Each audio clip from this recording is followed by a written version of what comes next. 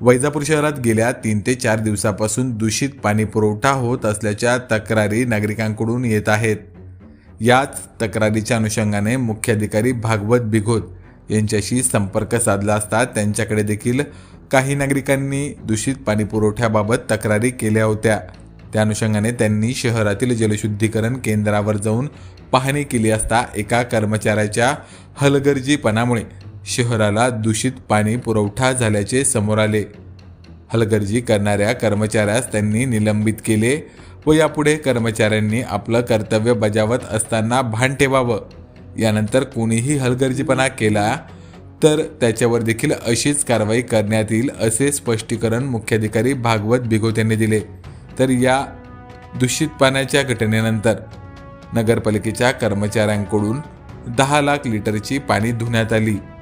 याबाबत रविवार रोजी मुख्याधिकारी भागवत बिघोत यांनी माहिती दिली आहे।